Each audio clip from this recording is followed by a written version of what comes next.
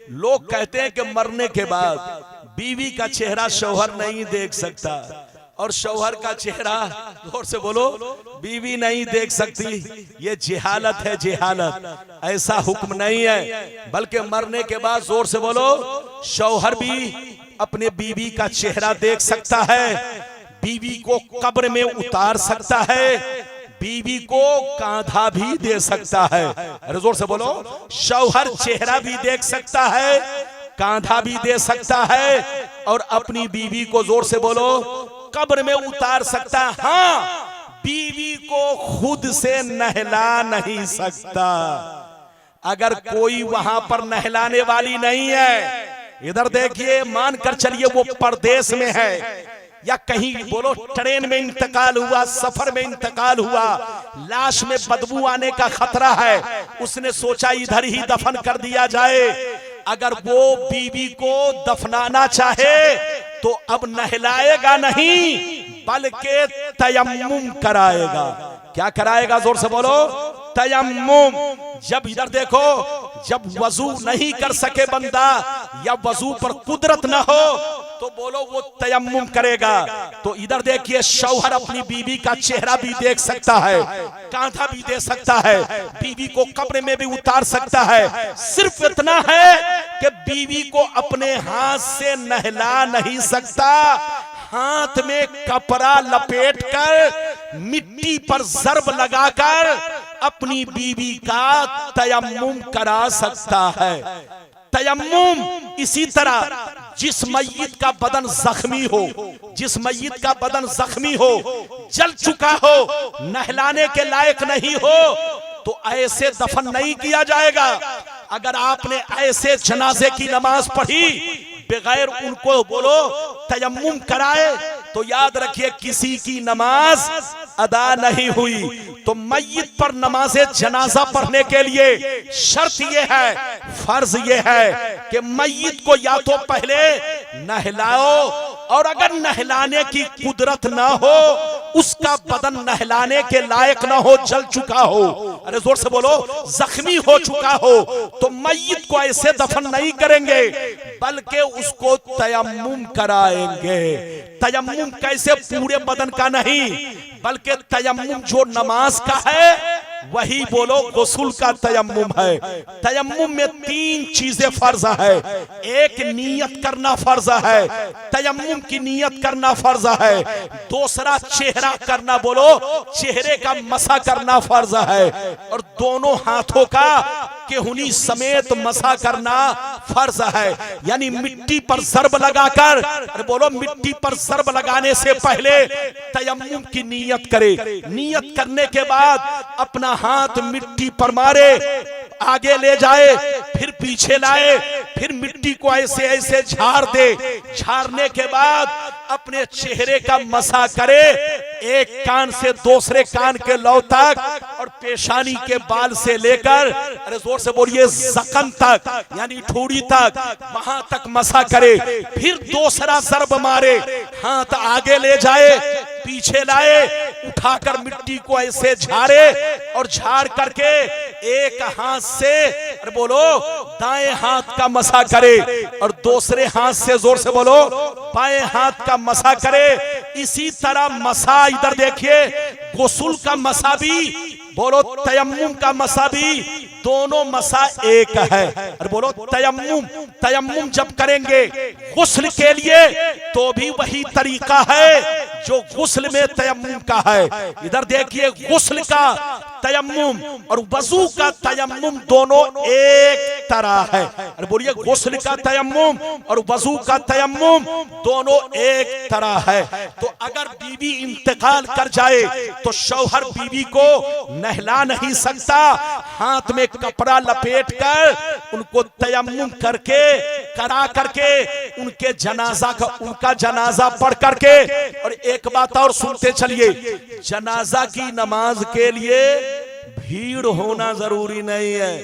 जनाजा की नमाज के लिए जमात शर्त नहीं है। इधर देखिए, अगर जनाजा की नमाज एक मर्द या एक औरत या इतना होशियार बच्चा जो नमाज पढ़ना जानता हो। अरे बोलो, जिसको बोलते यानी 10-12 साल का लड़का जो नमाज पढ़ना जानता हो, अगर जनाजा की नमाज एक ऐसे बच्चे ने, मुराहिक ने, करीबुल बुलूग ने, होशियार बच्चे ने जो नमाज पढ़ना जानता है, ऐसा बच्चा अगर जनाजे की नमाज अकेले पढ़ लिया तो सबसे फर्ज अदा हो गया, सब बड़ी जिम्मा हो गए। अगर बच्चा नहीं था, औरत थी, मर्द का जनाजा था, औरत ने अकेले जनाजा पढ़ लिया, फर्ज अदा हो गया। वहां पर और कोई नहीं, शौहर था, तन्हा बीवी थी, शौहर ने अकेले बीवी का जनाजा पढ़ लिया, फर्ज अदा हो गया। जनाजा की नमाज के लिए 100 आदमी जरूरी नहीं, 3 आदमी जरूरी नहीं, 5 आदमी जरूरी नहीं, अकेला आदमी भी जनाजा पढ़ के मय्यत को दफन कर सकता है। तो इधर देखिए, शौहर अपनी बीवी को देख भी सकता है, कांधा भी दे सकता है, कब्र में उतार भी सकता है, और साथ ही साथ अकेले चाहे तो जनाजा भी पढ़ सकता है। लेकिन बीवी बोलो, शौहर बीवी को नहला नहीं सकता, तयम्मुम कराएगा। इसी तरह से जिसका बदन जख्मी हो, जल चुका हो, नहलाने के लायक न हो, उनको भी तयम्मुम कराया जाएगा। गुस्ल का तयम्मुम, वजू का तयम्मुम दोनों एक तरह है। इतना तो समझ में आ गया। अब आगे चलिए, इधर देखिए, 40वां करना, 5 मिनट और। इधर देखिए, 40वां करना, तीजा करना, 10वीं करना, यानी टाइम फिक्स करके, वक्त मुतय्यन करके, दिन तारीख रख करके करना जायज है कि नहीं? तो कहते हैं जायज है। और यह भी जायज है कि जब जी चाहे कर लो। अरे जोर से बोलो, चाहे 2 तारीख को फातिया कर लो, चाहे 8 तारीख को कर लो, चाहे 15 तारीख को कर लो, दोनों जायज है। अरे जोर से बोलिए, दोनों जायज है। लेकिन हमारे बुजुर्गों से ये तरीका चला रहा है कि बुजुर्गाने दीन तीजा भी करते, जोर से बोलो, मय्यत की 10वीं भी करते और 40वां भी करते। 40वां करने से मय्यत को खुशी होती है, क्योंकि मय्यत जैसे दुनिया से गया है। इधर देखिए, जब दुनिया में मां के पेट में आया था तो हर चीज 40-40 दिन में तैयार हुई थी। जोर से बोलो, जब मर्दे मोमिन मां के पेट में आया था तो जोर से बोलो, हर चीज 40-40 दिन में तैयार हुई थी। तो इधर देखिए, जैसे उसके वजूद को बोलो 40वां से रिश्ता है, ऐसे ही मौत में भी अगर 40 दिन के बाद अगर उनको याद किया जाता है तो उनको खुशी महसूस होती है। तो 40वां भी कर सकते हैं। लेकिन एक मसला ध्यान से सुने, तीजा की दावत, 40वां की दावत, अपने रिश्तेदारों को शादी की तरह दावत देना, कार्ड पहुंचाना, खाना बनाकर खिलाना, इधर देखिए, ये रस्म, ये तरीका नाजायज है। अरे बोलो, ये रस्म, ये तरीका नाजायज है। मय्यत का खाना गरीबों के लिए है, मय्यत का खाना मिस्कीनों के लिए है। मालदारों को खिलाने से मय्यत को एक रत्ती सवाब नहीं मिलेगा, क्योंकि आपने गुनाह का काम किया। अरे बोलो, जो हक गरीबों का था आपने रिश्तेदारों को दावत देकर खिलाया, अपने अहलो अकरबा दोस्त अहबाब को दावत देकर खिलाया।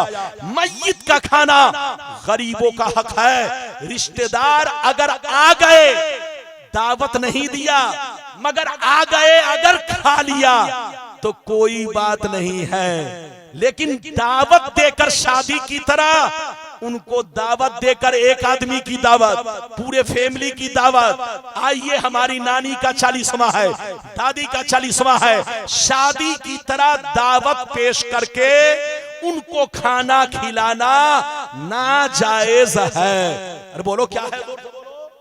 नाजायज है। ये तरीका बोलो हमारी शरीयत में नहीं, ये लोगों ने गढ़ लिया है।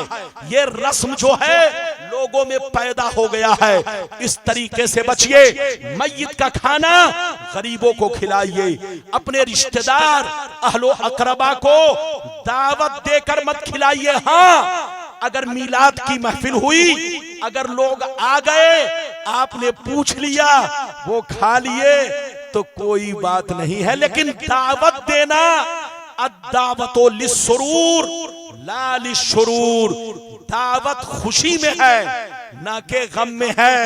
दावत दो तो अकीका में दावत दो, दावत दो तो शादी में दावत दो। 40वां की दावत देना नाजायज, अरे जोर से बोलो, तीजा की दावत देना नाजायज। ये इस्लाम में बिदअते कबीहा सय्या है, ये बिदअते सय्या कबीहा है, बहुत बुरी बिदअत है। इससे बचिए, खाना खिलाइए, इधर देखिए, लेकिन गरीबों को खिलाइए। एक बात और सुनते चलिए, इजाजत है? जल्दी बोलो, इजाजत है?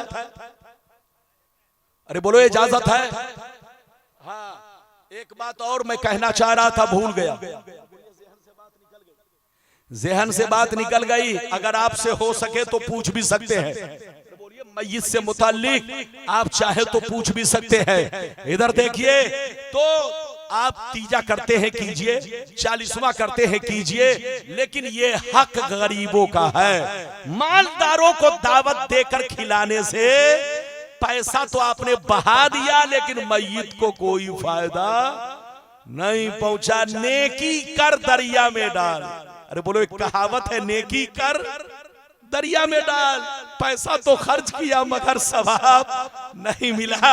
गरीबों का हक है, तो जहां रहिए वो काम मत कीजिए कि अपनी सुन्नियत बदनाम हो, अपनी शरीयत बदनाम हो, अपना मजहब बदनाम हो। जहां रहिए मुसलमान बनकर रहिए, शरीयत के मुताबिक जिंदगी गुजारिए।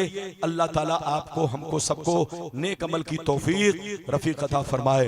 बोलने में अगर जबान फिसल गई है, चूंकि आखिरी वक्त है और माइक भी थोड़ा सा आप देख ही रहे हैं, सब अच्छा है माशाअल्लाह, सब ठीक है, लेकिन इधर देखिए थोड़ा सा आखिरी में दिक्कत है। तो अगर जबान कहीं से फिसल गई है तो आप गवाह रहिए। मैं तौबा करता हूं, अल्लाह हमारी गलती को माफ फरमाए और आपकी भी गलती को माफ फरमाए।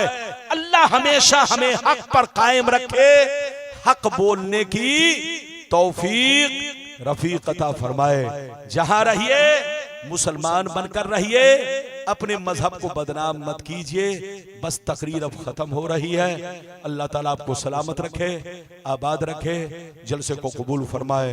अब आखिरी में मैं चलते चलते गुजारिश कर रहा हूँ, ये मस्जिद जो आपके गांव की है, इमाम साहब को तकलीफ हुई कि मैंने कहा कि जब चला गया सारा बंदा, तब कह रहे हैं करो चंदा।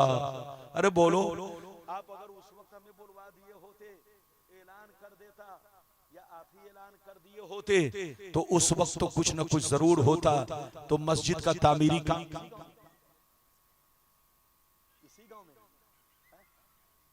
इसी गांव में है। साहिब खाना कहाँ गए? सिराज भाई कहाँ? सिराज भाई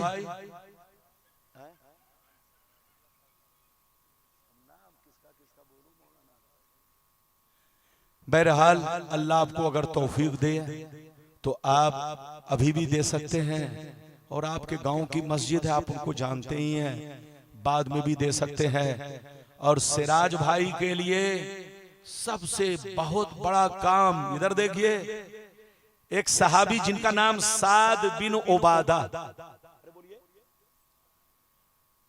साद बिन उबादा रज़ियल्लाहु ताला, जब उनकी अम्मी इंतकाल कर गई तो अल्लाह के रसूल की बारगाह में हाजिर हुए, कहा अल्लाह के रसूल, मेरी माँ इंतकाल कर गई है, अचानक दुनिया से चली गई, कोई वसीयत नहीं की है, क्या मैं अपनी अम्मी के लिए कोई नेक काम करूंगा तो उनको सवाब पहुंचेगा? तो नबी ने फरमाया हाँ। इधर देखिए, तो हजरत साद बिन उबादा ने कहा अल्लाह के रसूल, मैं कौन सा नेक काम करूं? तो नबी ने फरमाया जाओ अपने अम्मी के नाम से कुआं खोदवा दो, जितने लोग जब तक पानी पीते रहेंगे तुम्हारी अम्मी को सवाब पहुंचता रहेगा। इधर देखिए, आज भी अरब में उस कुएं का नाम है बीरे उम्मे साद। इधर देखिए, ये साद बिन उबादा रदियल्लाहु ताला अन्हु ने कुआं खुदवाने के बाद क्या कहा, हाज़ही ले उम्मी साद। आपने क्या कहा, हाज़ही ले उम्मे साद, ये साद की मां के लिए कुआं है। इधर देखिए, तो नबी ने कुआं खुदवाने का हुक्म दिया क्योंकि उस वक्त कुआं की जरूरत थी।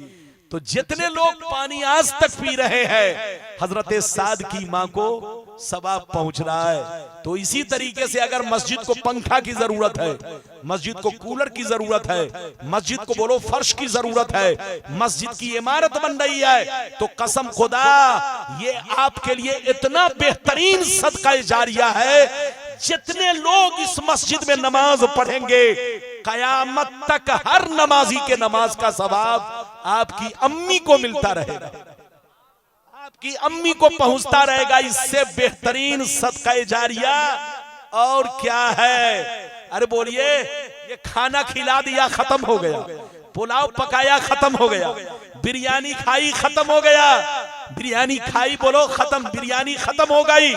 लेकिन इधर देखिए, ये मस्जिद जब तक दुनिया में रहेगी, जितने लोग नमाज पढ़ेंगे, हर नमाजी का सवाब उनको तो मिलेगा ही, लेकिन जिसने मस्जिद बनवाई, जिसने मस्जिद में पंखा दिया, जिसने मस्जिद में बोलो तामीरी काम में हिस्सा लिया, उनकी मां को, उनके बाप को, जिसके नाम से ऐसा करेगा, उनको सवाब कयामत तक पहुंचता रहेगा। तो मैं अपने सिराज भाई से कहूंगा, अगर अल्लाह ने आपको नवाजा है, उलमा जानते हैं, तो ये काम आप जरूर कीजिएगा कि अम्मी के नाम से मस्जिद में वो काम कर जाइए।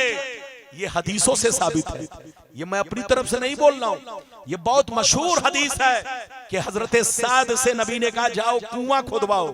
उन्होंने अपने अम्मी के नाम से कुआं खोदा।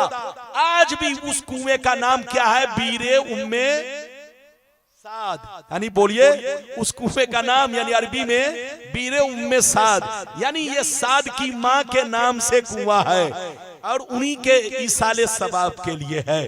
तो आप लोग भी मस्जिद के तामीरी काम में हिस्सा ले।